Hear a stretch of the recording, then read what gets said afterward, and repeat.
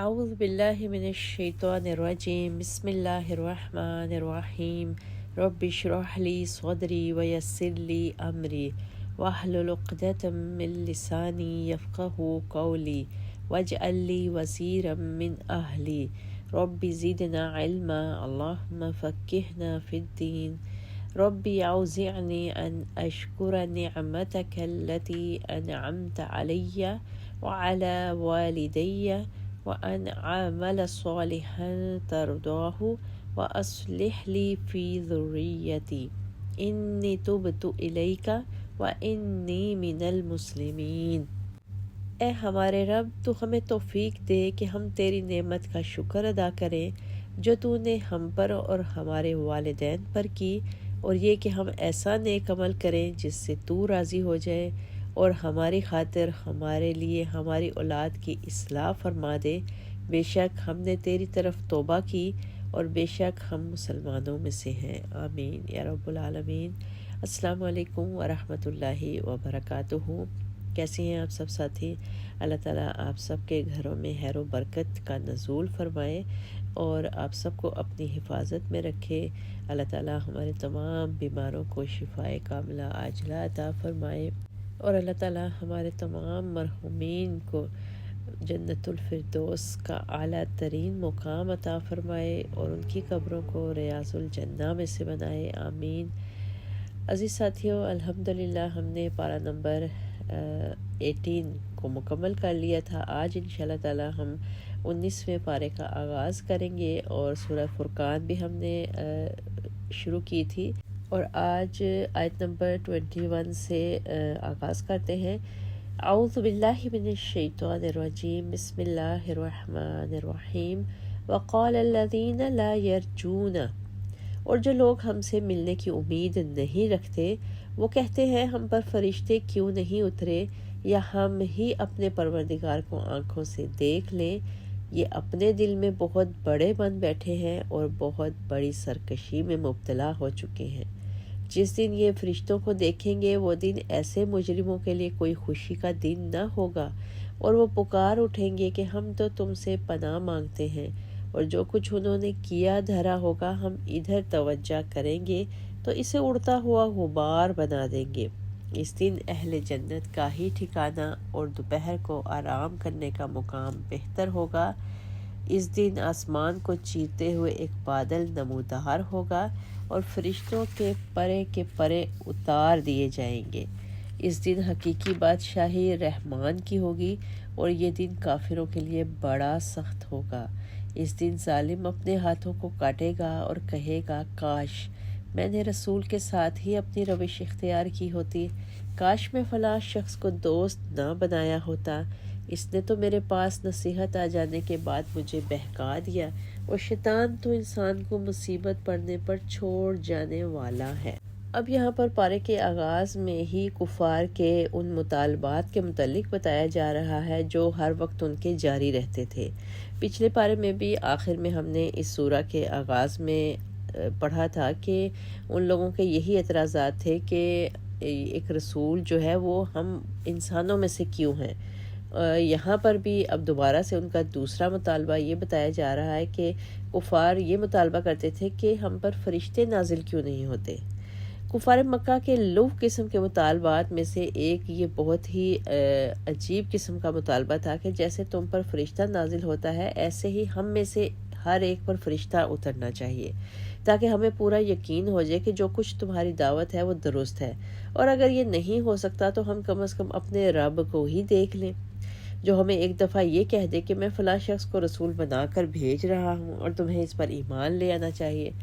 تو یہاں پر پھر اللہ تعالیٰ نے فرمایا کہ ان کے یہ مطالبات اس لیے نہیں ہے کہ اگر ان کی یہ بات پوری ہو جائے تو یہ ایمان لانے کو بالکل تیار بیٹھے ہیں، بلکہ یہ لوگ ایسی بکواس اس لیے کر رہے ہیں کہ انہیں یہ یقین نہیں ہے کہ مرنے کے بعد انہیں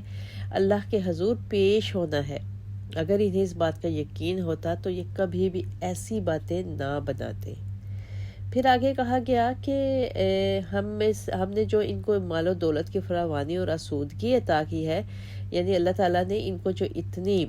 آسائش اور دولت مہیا کی ہے تو یہ اپنے آپ کو کوئی بہت کچھ بڑا سمجھنے لگے ہیں۔ وہ یہ سمجھ رہے ہیں کہ اگر فرشتہ اس شخص پر جو ان کے خیال کے مطابق ان سے کم درجے کا آدمی ہے ان پر نازل ہو سکتا ہے تو آخر ہم لوگوں پر کیوں نازل نہیں ہو سکتا، یا پھر ہمیں خود اللہ تعالیٰ ان باتوں کی یقین دہانی کرائے، اس شخص کی باتوں پر آخر ہم لوگ کیسے یقین کر لیں۔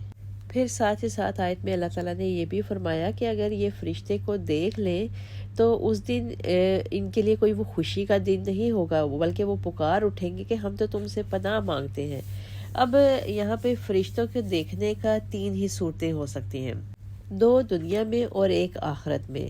دنیا میں ایسے لوگ اس وقت فرشتوں کو بچشم خود دیکھ لیتے ہیں جب وہ ان پر قہر الہی اور عذاب الہی لے کر نازل ہوتے ہیں،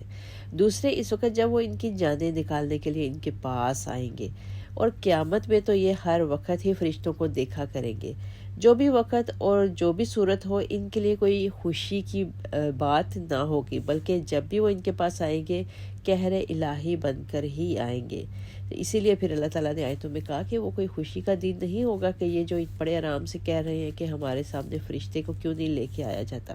پھر آگے آیت میں اللہ تعالیٰ نے کہا کہ جب انہوں نے جو کچھ دنیا میں کیا دھرا ہوگا، جب اللہ تعالیٰ ان کے اس طرف نظر کرے گا تو پھر ان کے ہر عمل کو اڑتا ہوا غبار بنا دے گا، کیونکہ دنیا میں یہ کافر جتنے بھی اچھے اعمال کر لیں ان کو اس کا بدلہ دنیا میں تو مل جائے گا، لیکن آخرت میں ان کو اس کا کوئی صلہ نہیں ملے گا، کیونکہ انہوں نے یہ اعمال اس غرض سے تو کیے ہی نہیں تھے کہ ان کو آخرت میں ان کا بدلہ ملے، اور آخرت پر تو یقین ہی نہیں تھا ان کے اعمال کی کچھ بنیاد ہی نہیں تھی جس پر وہ قائم رہ سکتے۔ دنیا میں اگر انہوں نے کوئی اچھے اعمال کیے ہیں تو صرف اس غرض سے کہ لوگ انہیں اچھا سمجھے اور اچھا کہیں، اور یہ کام دنیا میں ہو چکا، ان کے اچھے اعمال کا بدلہ انہیں دنیا میں مل چکا، آخرت میں ان کو اب کیا ملے گا۔ اسی حقیقت کو اللہ تعالیٰ نے سورہ کہف میں بھی یوں بیان فرمایا ہے، فَلَا نُقِیمُ لَهُمْ يَوْمَ الْقِیَامَةِ وَزْنًا، ہم ایسے لوگوں کے لیے میزان اعمال رکھیں گے ہی نہیں۔ وجہ یہ ہے کہ ان کے اچھے اعمال تو اڑتا ہوا غبار بن جائیں گے اور ختم ہو جائیں گے، اب نیکیوں کے پلڑے میں رکھنے کے لیے کیا چیز ان کے پاس باقی رہ جائے گی، اور ان کے لیے میزان رکھنا ہی بیکار بے سود ہوگا۔ پھر آگے اللہ تعالیٰ نے فرمایا، اس دن اہل جنت کا ہی ٹھکانہ اور دوپہر کو آرام کرنے کا مقام بہتر ہوگا۔ اب یہاں سے ہمیں یہ پتہ چلتا ہے کہ قیامت کا دن چونکہ ہمارے موجودہ حساب سے 50,000 سال کا دن ہے، تو لہٰذا اس دن کی بھی دوپہر اور شام بھی ہوگی۔ حدیث میں آتا ہے کہ اللہ تعالیٰ دوپہر سے پہلے لوگوں کے حساب کتاب سے فارغ ہو جائیں گے، اہل جنت جنت میں اور اہل دوزخ دوزخ میں چلے جائیں گے، اور اس آیت سے معلوم ہوتا ہے کہ اہل جنت دوپہر کے بعد جنت میں ہی جا کر سوئیں گے، کیونکہ قیلولہ دوپہر کے بعد سونے کو اور مقیلہ دوپہر کے بعد سونے کی جگہ کو کہتے ہیں۔ نیز حدیث میں آتا ہے کہ مومنوں یا اہل جنت کو یہ 50,000 سال کا دن ایسا ہلکا محسوس ہوگا جیسے کسی فرض نماز کا وقت ہوتا ہے۔ پھر آگے کہا گیا کہ اس دن آسمان کو چیرتے ہوئے ایک بادل نمودار ہوگا اور فرشتوں کے پرے کے پرے اتار دیے جائیں گے۔ اس آیت کا ایک مطلب تو وہی ہے جو ترجمے سے ظاہر ہے، یعنی سب کچھ قیامت کے دن دھوئیں سے زمین اور آسمان گڈمڈ ہو جائیں گے، اور دوسرا مطلب یہ ہے کہ جس مادہ سے آسمانوں کی تخلیق ہوئی تھی وہ پھر اسی مادہ میں واپس لوٹا دیے جائیں گے۔ سورہ فصلت میں اللہ تعالیٰ نے فرمایا، ثم استوى الى السماء وهي دخان، پھر اللہ تعالیٰ سما یعنی بلندی کی طرف متوجہ ہوا اور اس وقت وہ صرف دھواں تھا۔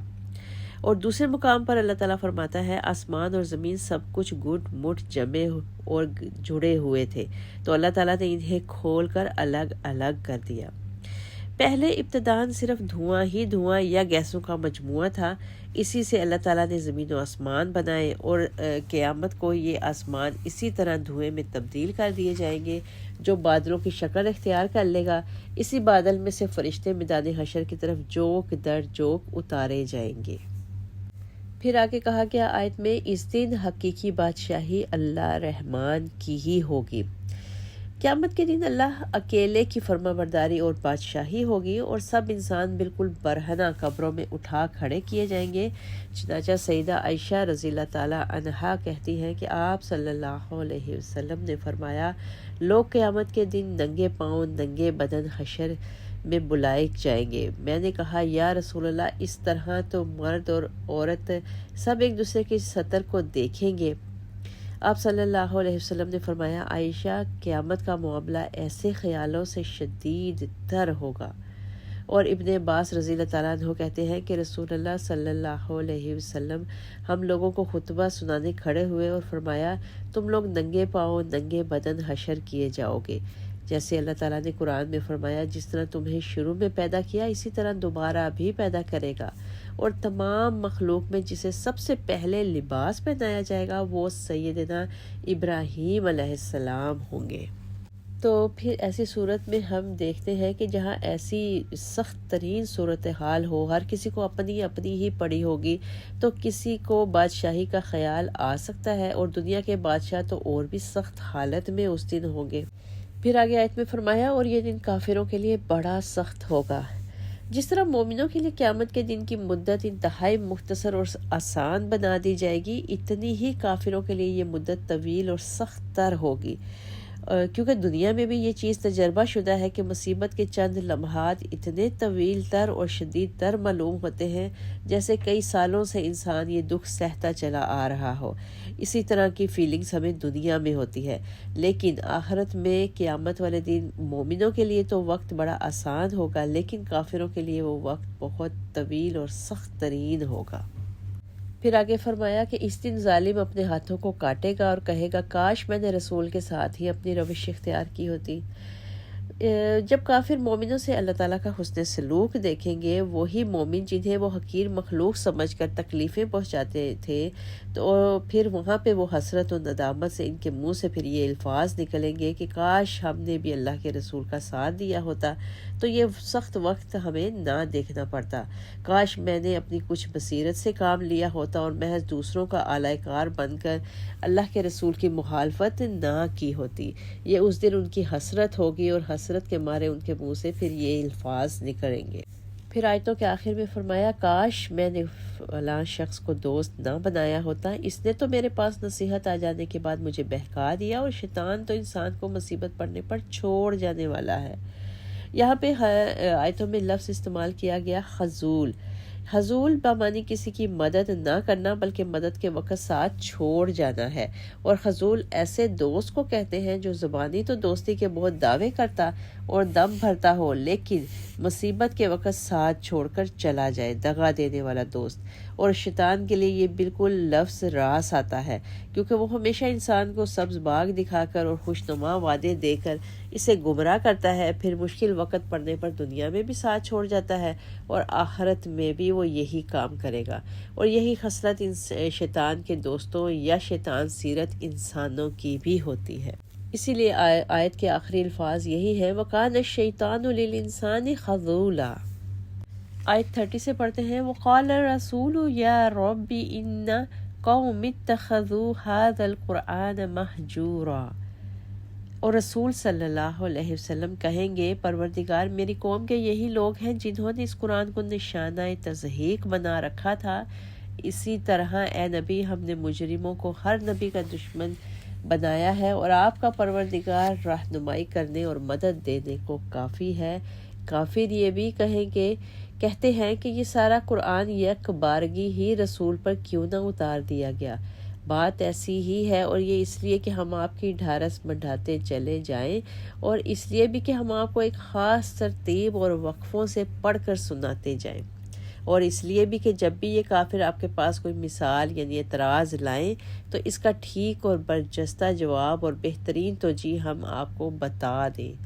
ایسے لوگ اوندھے منہ جہنم کی طرف لائے جائیں گے، ان کا ٹھکانہ بہت برا ہے، اور یہی سب سے زیادہ گمراہ ہیں۔ اب یہاں پر آیتوں کے شروع میں کہا گیا کہ اے نبی صلی اللہ علیہ وسلم، ہم نے مجرموں کو ہر نبی کا دشمن بنایا ہے۔ اب یہاں پہ ہم دیکھتے ہیں کہ نبی کی بعثت کا مقصد یہ ہوتا ہے کہ لوگ رسول کی اطاعت کریں۔ اب جو لوگ پہلے سے مطاع بنے بیٹھے ہوں گے، وہ بھلا یہ کیسے برداشت کر سکتے ہیں کہ جو لوگ پہلے ان کے فرما بردار و اطاعت گزار تھے، وہ انہیں چھوڑ کر یا ان کے ساتھ کسی دوسرے کی بھی اطاعت کرنے لگے۔ بالفاظ دیگر، معاشرہ کے اسودہ حال لوگ یا ایسے لوگ جن کا عوام پر کسی نہ کسی طرح کا اثر اور بالادستی ہوتی ہے، اس نبی کو اپنا رقیب سمجھ کر اس کی مخالفت پر کھڑے ہو جاتے ہیں۔ ایسے ہی مجرموں کا ذکر پھر قرآن میں اللہ تعالیٰ نے خاص طور پر یہاں بھی کیا اور بھی دوسرے کئی مقامات پر کیا کہ ایسے لوگ پھر جو ہے وہ نبی کے دشمن بن جاتے ہیں اور اس کی مخالفت پر اتر آتے ہیں، اور دعوت کے آغاز میں ہی مارکہ حق و باطل شروع ہو جاتا ہے، اور دنیا کے یہ خوخار قسم کے لوگ سینہ تان کر نبی کے سامنے مقابلے پہ آن کھڑے ہوتے ہیں۔ پھر آگے کہا گیا کہ اللہ ہی آپ کی رہنمائی کے لیے کافی ہے، اور یہ کافر جو کہتے ہیں کہ یک بارگی آپ پر قرآن کیوں نہیں اتار دیا جاتا، تو اس کا جواب پھر اللہ تعالیٰ نے یہ دیا کہ ایک تو یہ کہ اللہ تعالیٰ نے فرمایا کہ ہر نبی کے ساتھ اس کا اللہ، اس کا رب ہر وقت اس کے ساتھ مدد کے لیے موجود ہوتا ہے، اور اللہ تعالیٰ وقت اور حالات کے ساتھ ساتھ اپنے نبیوں پر آیات کا نزول فرماتا رہتا ہے۔ یہاں پر ان آیاتوں میں قرآن کے بتدریج نازل ہونے کے 3 فوائد اللہ تعالیٰ نے بتائے ہیں۔ نمبر 1 تو یہ کہ نبی کی دعوت پر جو مارکہ حق و باطل برپا ہوتا ہے، اور جس طرح باطل ہجوم کر کے حق پر ایک دم ٹوٹ پڑتا ہے، تو یہ مارکہ کوئی 1-2 دن کا قصہ نہیں ہوتا، بلکہ نبی کی پوری زندگی پر محیط ہوتا ہے، اور جب بھی حالات مسلمانوں کے لیے حوصلہ شکن ہوتے ہیں تو انہیں تسلی دینے اور ان کی دھارس بندھانے کی ضرورت پیش آتی ہے، اور ایک ہی دفعہ حوصلہ افزائی خواہ کتنی ہی کی جائے وہ فائدہ نہیں دے سکتی، جو فائدہ ساتھ کے ساتھ اور بارہا حوصلہ افزائی کا ہوتا ہے، لہٰذا ساتھ کے ساتھ آیات ان کے حوصلے کے لیے نازل ہوتی تھی۔ پھر دوسرا فائدہ یہ بتایا گیا کہ قرآن کو حفظ کرنا، اسے سمجھنا اور اس پر عمل پیرا ہو کر اپنی پوری زندگی میں تبدیلی پیدا کرنا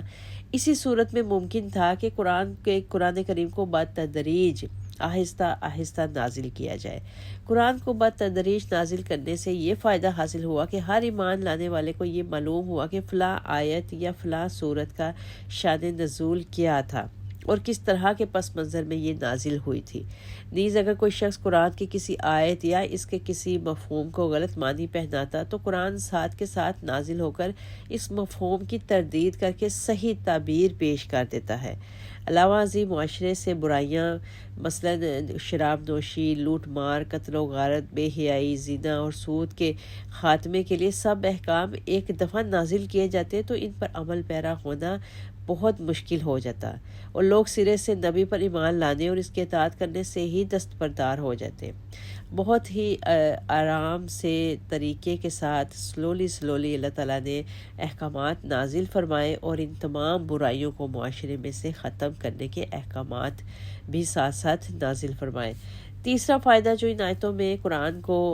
بتدریج نازل کرنے کا بتایا گیا وہ یہ کہ کافر جس قسم کے آپ پر اعتراضات کرتے ہیں یا آپ صلی اللہ علیہ وسلم سے مطالبات کرتے رہتے ہیں، ہم ساتھ کے ساتھ ان اعتراضات کے واضح اور مدلل جوابات دیتے جاتے ہیں۔ اب یہ کیا تک ہے کہ اعتراضات تو بعد میں ہوں اور ان کے جوابات پہلے سے ہی ایک ہی دفعہ میں نازل کر دیے جائیں، اور اگر ہم ایسا کرتے ہیں بھی، یہ لوگ ان جوابات پر کئی طرح سے کہ پھر سے دوبارہ اعتراضات کرنا شروع کر دیتے، تو لہٰذا اللہ تعالیٰ نے فرمایا کہ قرآن کو آہستہ آہستہ بتدریجاً اتارنے کے اللہ کے نزدیک بھی اور لوگوں کے فائدے کے لیے ہی ایسا کیا گیا۔ پھر آیت کے آخر میں کہا گیا کہ یہ اعتراض کرنے والوں کو اللہ تعالیٰ قیامت کے دن اوندھے منہ جہنم کی طرف لائے جائیں گے۔ یعنی کافروں کے اس قسم کے اعتراضات کرنے کی اصل وجہ یہ ہے کہ ان کی عقلیں اوندھی ہو چکی ہیں، جو سیدھی سادی باتوں پر غور کرنے کے لیے آمادہ ہی نہیں ہوتی، لہٰذا ہم قیامت کے دن ان کو اوندھے منہ ہی جہنم کی طرف لے کر جائیں گے، جیسا کہ درج حدیث میں بھی ہم پر واضح ہوتا ہے کہ سیدنا انس رضی اللہ تعالیٰ عنہ فرماتے ہیں کہ ایک شخص نے عرض کیا، یا رسول اللہ، قیامت کے دن کافر اپنے منہ کے بل حشر کیے جائیں گے؟ آپ صلی اللہ علیہ وسلم نے فرمایا، جس پروردگار نے انسان کو 2 پاؤں پر چلایا ہے، کیا وہ اسے قیامت کے دن منہ کے بل نہیں چلا سکتا؟ آیت 35 وَلَقَدْ آتَيْنَا مُوسَى الْكِتَابَ وَجَعَلْنَا مَعَهُ، اور ہم نے موسیٰ کو کتاب دی تھی اور اس کے ساتھ اس کے بھائی ہارون کو مددگار بنا دیا، اور ان سے کہا، اس قوم کی طرف جاؤ جنہوں نے ہماری آیات کو جھٹلا دیا ہے، بالآخر ہم نے انہیں تہس نہس کر دیا، اور نوح کی قوم نے جب رسولوں کو جھٹلایا تو ہم نے انہیں بھی غرق کر دیا اور انہیں تمام لوگوں کے لیے ایک نشانی بنا دیا۔ علاوہ ہم نے ایسے ظالموں کے لیے دردناک عذاب تیار کر رکھا ہے۔ اور اسی طرح قوم عاد، قوم سمود، کنویں والے اور درمیانی پشتوں میں سے بہت سے لوگ تباہ کر دیے گئے۔ ان میں ہر ایک کے لیے ہم نے پہلے تباہ شدہ قوموں کی مثالیں رکھی، بیان کر کے سمجھایا، آخر ان سب کا نام و نشان تک مٹا دیا۔ اور اس بستی پر تو ان کا گزر ہو چکا ہے جس پر بدترین بارش برسائی گئی تھی۔ کیا انہوں نے اس بستی کا حال نہ دیکھا ہوگا؟ لیکن اصل معاملہ یہ ہے کہ یہ لوگ موت کے بعد دوسری زندگی کی توقع ہی نہیں رکھتے، اور جب یہ لوگ آپ کو دیکھتے ہیں تو آپ سے مذاق کے سوا انہیں کچھ سوچتا ہی نہیں۔ کہتے ہیں کیا یہی وہ شخص ہے جسے اللہ نے رسول بنا کر بھیجا ہے؟ اگر ہم اپنے معبودوں کی عقیدت پر ڈٹے نہ رہتے تو یہ تو ہمیں ان سے برگشتہ کر کے چھوڑتا۔ جلد ہی انہیں معلوم ہو جائے گا جب یہ عذاب دیکھیں گے کہ کون راہ سے بھٹکا ہوا تھا۔ اب یہاں پر آیتوں میں دوبارہ سے پچھلی قوموں کا ذکر کیا گیا اور ان کے عبرتناک ان کی موت کے متعلق بتایا گیا، اور کہا گیا کہ ان کو اللہ تعالیٰ نے سب لوگوں کے لیے ایک نشانی بنا دیا۔ نشانی اس لحاظ سے کہ ان ظالموں کی روئے زمین پر نسل ہی ختم کر دی گئی تھی۔ طوفان نوح کے بعد سیدنا آدم علیہ السلام کی نسل صرف ان لوگوں سے چلی جو سیدنا نوح علیہ السلام کے ہمراہ کشتی میں سوار تھے، اور بعض کے نزدیک آئندہ نسل جو تھی وہ سیدنا نوح علیہ السلام کے 3 بیٹوں حام، سام اور یافس سے ہی چلی تھی۔ ان قوموں کا ذکر کرنے کے بعد یعنی قوم عاد، قوم سمود اور قوم نوح اور قوم موسیٰ کا ذکر کرنے کے ساتھ ساتھ اللہ تعالیٰ نے کنویں والے ایک اور قوم کا ذکر کیا، اصحاب الرس، یعنی رس کہتے ہیں کنویں کو، تو کنویں والوں کا ذکر کیا۔ قوم عاد و سمود کا ذکر تو قرآن میں بہت سے مقامات پر ملتا ہے، مگر اس قوم کا یعنی اصحاب الرس یا کنویں والوں کا ذکر صرف 2 مقامات پر آیا ہے، ایک اسی سورہ میں اور ایک دوسرا سورہ کاف کی آیت نمبر 12 میں ہے۔ ان مقامات پر ان کا ذکر اس قدر مختصر ہے کہ جس سے ان کے حالات پر کچھ زیادہ روشنی نہیں پڑتی، نہ ہی یہ معلوم ہو سکا کہ ان کی طرف کون سے نبی مبعوث ہوئے تھے۔ لغوی معنی سے لحاظ سے رس بڑے کنویں کو کہتے ہیں جس میں پانی وافر مقدار میں موجود ہو۔ اسی وجہ سے اصحاب الرس کے بارے میں مفسرین میں کئی قسم کے اختلاف پائے جاتے ہیں۔ زیادہ مشہور یہی بات ہے کہ اس سے مراد اہل انطاکیہ ہیں۔ ان کی طرف حبیب نجار نامی نبی مبعوث ہوئے تھے تو انہوں نے انہیں جھٹلا دیا، لیکن آپ ہمیشہ بدستور اللہ کا پیغام پہنچاتے رہے لوگوں تک۔ بالآخر ان لوگوں نے آپ کو مار کر کنویں میں ڈال دیا، اسی وجہ سے یہ لوگ اصحاب الرس کے لقب سے مشہور ہوئے۔ پھر اللہ نے اس کنویں سمیت اس بستی کو زمین میں دھنسا دیا۔ واللہ عالم۔ پھر آیتوں کے آخر میں کہا گیا کہ ہر قوم کے متعلق اللہ تعالیٰ کا طریقہ یہی رہا ہے کہ ان کی طرف نبی بھیجا گیا جس نے اس قوم کو سابقہ اقوام کے انجام سے متنبہ کیا، پھر انہیں مختلف انداز سے مثالیں دے دے کر سمجھایا گیا، پھر انہیں غور و فکر کے لیے مہلت بھی دی گئی۔ ان سب باتوں کے بعد بھی جب وہ اپنی ہٹ درمی پر اڑے رہے اور ان پر حجت قائم ہو گئی تو پھر اللہ تعالیٰ نے انہیں اس طرح تباہ کیا کہ ان کا نام و نشان بھی دنیا میں نہ چھوڑا۔ آیت 43 ارائیت من اتخذ الہہ ہواہ، بھلا آپ نے اس شخص کے حال پر غور کیا جس نے اپنی خواہش کو ہی الہ بنا رکھا ہے؟ ایسے شخص کو راہ راست پر لانے کے آپ ذمہ دار بن سکتے ہیں، یا آپ یہ خیال کرتے ہیں کہ ان میں اکثر سنتے اور سمجھتے ہیں؟ یہ تو مویشیوں کی طرح ہیں بلکہ ان سے بھی گئے گزرے ہیں۔ آپ دیکھتے نہیں کہ تمہارا پروردگار کس طرح سایہ پھیلا دیتا ہے، اگر وہ چاہتا تو اسے وہیں ساکن ہی رہنے دیتا۔ پھر ہم نے سورج کو اس پر رہنمائی کرنے والا بنا دیا، پھر جیسے جیسے سورج بلند ہوتا جاتا ہے ہم اس سائے کو آہستہ آہستہ اپنی طرف سمیٹتے جاتے ہیں، اور وہی تو ہے جس نے تمہارے لیے رات کو لباس، نیند کو باعث آرام اور دن کو جی اٹھنے کا وقت بنایا ہے، اور وہی تو ہے جو اپنی رحمت یعنی بارش سے بیشتر ہواؤں کو بشارت بنا کر بھیجتا ہے، اور ہم نے ہی آسمان سے صاف ستھرا پانی اتارا ہے تاکہ ہم اس پانی سے مردہ علاقے کو زندہ کر دیں اور اپنی مخلوق میں سے بہت سے جانوروں اور انسانوں کو سیراب کریں۔ ہم نے یہ بات مختلف طریقوں سے ان کے سامنے بیان کی ہے تاکہ وہ کچھ سبق حاصل کریں، لیکن اکثر لوگ کفر کے سوا کوئی اور بات تسلیم ہی نہیں کرتے۔ اور اگر ہم چاہتے تو ہر بستی میں ایک ڈرانے والا یعنی پیغمبر بھیج دیتے، لہٰذا آپ کافروں کی بات نہ مانیے اور اس قرآن کی ہدایات کے مطابق ان سے زبردست جہاد کیجیے، اور وہی تو ہے جس نے دو سمندروں کو ملا رکھا ہے، جن میں سے ایک کا پانی لذیذ و شیریں ہے اور دوسرے کا کھارا پانی، پھر ان کے درمیان ایک پردہ اور سخت روک کھڑی کر دی ہے جو ان دونوں کو ملنے نہیں دیتی، اور وہی ہے جس نے پانی یعنی نطفہ سے انسان کو پیدا کیا، پھر میاں بیوی سے نسب اور سسرال کا سلسلہ چلایا، اور آپ کا پروردگار بڑی ہی قدرت والا ہے۔ یہ لوگ اللہ کو چھوڑ کر ایسی چیزوں کو پوجتے ہیں جو نہ انہیں کچھ فائدہ پہنچا سکتی ہیں اور نہ نقصان، اور کافر اپنے پروردگار کے مقابلہ پر باغی کا مددگار بنا ہوا ہے، اور اے نبی ہم نے آپ کو بس خوشخبری دینے والا اور ڈرانے والا بنا کر بھیجا ہے۔ اب یہاں پر آیتوں کے شروع میں کہا گیا کہ بھلا آپ اس شخص کے حال پر غور کریں جس نے اپنی خواہشات کو ہی اپنا الہ بنا رکھا ہے، یعنی اپنی خواہشات کو ہی خدا بنا لیا ہے۔ خواہشات کی اتباع شرک کی ہی ایک قسم ہوتی ہے۔ جو شخص اللہ کی بجائے اپنی خواہشات نفس کا بندہ یا غلام بن جائے اور اللہ کے احکام کی بجائے اپنی خواہش نفس کی بات ماننے کو ترجیح دے تو ایسے شخص کے راہ راست پر آنے کے امکانات بھی ختم ہو جاتے ہیں۔ نہ ہی آپ ایسے ہوا پرستوں کو راہ راست پر لانے کی ذمہ داری اٹھا سکتے ہیں۔ قرآن کے اس انداز بیان سے جو بات فوراً ذہن میں آتی ہے وہ یہ ہے کہ خواہش نفس کی اتباع بھی شرک کی اقسام میں سے ایک قسم ہے،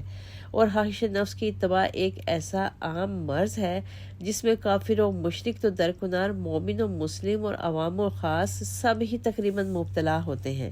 مثلاً عام لوگوں کا طریقہ یہ ہوتا ہے کہ شریعت کے احکام میں سے جو آسان اور ان کے من پسند ہوں ان پر تو عمل کر لیتے ہیں، اور جو مشکل ہوں اور طبیعت کو گراں معلوم ہوتے ہوں انہیں چھوڑ دیتے ہیں۔ ایسے لوگ حقیقتاً شریعت کے متبع نہیں ہوتے بلکہ اپنی خواہشات کے متبع ہوتے ہیں۔ پھر آگے آیت میں اللہ تعالیٰ نے کافروں کو مویشیوں یعنی جانوروں سے بھی بدتر قرار دیا ہے، اور ایسا کیوں کہا ہے کہ ہر مویشی، ہر جانور جو ہے وہ اپنے پالنے والے کو خوب پہچانتا ہے اور اس کا وفادار اور فرما بردار ہوتا ہے، اور اپنے مالک کے سامنے گردن جھکا دیتا ہے، اور اگر انہیں کھلا چھوڑ دیا جائے تو اپنے مالک کے گھر واپس آ جاتے ہیں۔ لیکن حضرت انسان کا تو یہ حال ہے کہ وہ بات تسلیم کرنے کے باوجود کہ اس کا پروردگار اللہ تعالیٰ ہے، اپنی نیاز مندیوں اور نظر و نیازوں میں اللہ کے ساتھ دوسروں کو بھی شریک بنا لیتا ہے۔ پھر اس سے آگے اللہ تعالیٰ نے آیتوں میں اپنی قدرت کاملہ کی نشانیوں کا ذکر کیا ہے۔ سب سے پہلے سورج کا ذکر کیا ہے اور بتایا گیا ہے کہ سورج کے گھٹنے اور بڑھنے میں اور اس کی تپش میں اور اس کے سائے کے گھٹنے اور بڑھنے میں اور دھوپ اور چھاؤں میں اللہ تعالیٰ نے کتنے فوائد رکھے ہیں اور ان کا کس طرح انسان ان سے فائدہ بھی اٹھا رہا ہے، اور یہ اللہ تعالیٰ کی نعمتیں ہیں۔ اس کے بعد اللہ تعالیٰ نے رات اور دن کا ذکر کیا اور نیند کو باعث آرام قرار دیا اور دن کو جی اٹھنے کا وقت بنایا، اور اس کے بعد بارش کا ذکر کیا اور ہواؤں کا ذکر کیا کہ اللہ تعالیٰ بارش کو رحمت بنا کر اور ہواؤں کو بشارت بنا کر بھیجتا ہے، اور یہ بھی کہا کہ اللہ تعالیٰ نے آسمان سے صاف ستھرا پانی نازل فرمایا تاکہ وہ انسانوں کو فائدہ دینے کے ساتھ ساتھ مردہ علاقے میں مردہ زمینوں کو بھی زندہ کرے، اور انسانوں کے لیے بہت سے فائدے بھی اس بارش میں رکھے، اور ساتھ ہی ساتھ بارش کے پانی کا خوش ذائقہ ہونا اللہ تعالیٰ کی ایک بہت بڑی نشانی بھی ہے۔ اب یہاں پر ان آیات میں اللہ تعالیٰ کی قدرت کی جتنی بھی نشانیاں بتائی گئی ہیں وہ اللہ تعالیٰ کی معرفت اور ان سے سبق حاصل کرنے کے لیے تھوڑی نہیں بلکہ بہت کافی ہیں، مگر انسانوں کی اکثریت ایسی ہے جو نہ ان باتوں پر دھیان دیتی ہے اور نہ اللہ کی نعمتوں کا شکر بجا لاتی ہے، بلکہ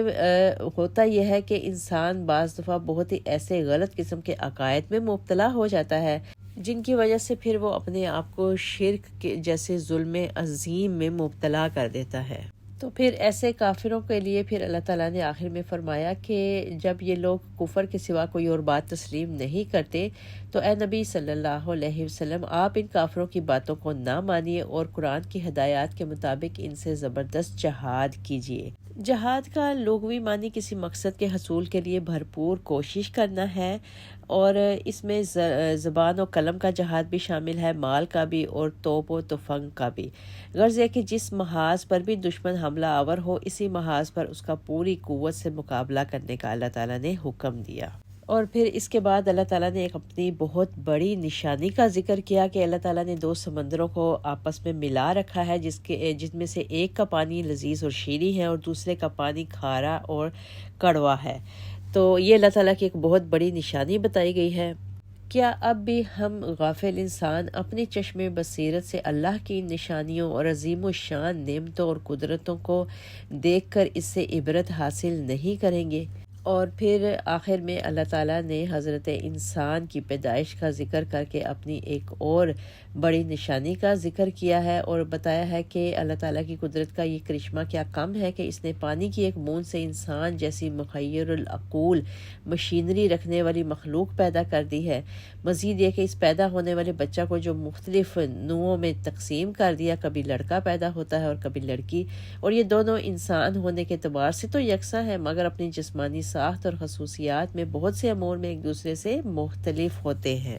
تاہم اس اختلاف کے باوجود وہ دونوں مل کر ایک ہی مقصد پورا کرتے ہیں اور وہ ہے بقائے نسل انسانی۔ ان دونوں کے ملاپ سے دنیا میں ہزاروں مرد اور عورتیں پیدا ہو رہے ہیں۔ پھر اس اختلاف کی بنا پر رشتہ داریاں بھی 2 طرح کی بن جاتی ہیں، ایک وہ جن کے ہاں عورتیں بہو بن کر آتی ہیں اور یہ نسبی رشتہ داری ہے جیسے بیٹا، پوتا، پڑپوتا وغیرہ، اور دوسرے وہ جن کے ہاں ہماری بیٹیاں، پوتیاں وغیرہ بہو بن کر جاتی ہیں، یہ سسرالی رشتہ داریاں ہیں۔ پھر ان دونوں قسم کی رشتہ داریوں کے باہمی تعلقات سے پورا ایک معاشرہ جڑ جاتا ہے اور ایک ہی ایس جیسا تمدن وجود میں آتا ہے۔ ان تمام چیزوں پر غور کرنے سے بے اختیار یہ بات زبان پر آ جاتی ہے کہ اللہ تعالیٰ نے جس چیز سے جس قسم کا کام لینا ہوتا ہے اس پر وہ پوری قدرت رکھتا ہے۔ اللہ تعالیٰ سے دعا ہے کہ اللہ تعالیٰ اپنی ان تمام نشانیوں کو ہمارے لیے باعث برکت اور باعث رحمت بنائے، آمین یا رب العالمین۔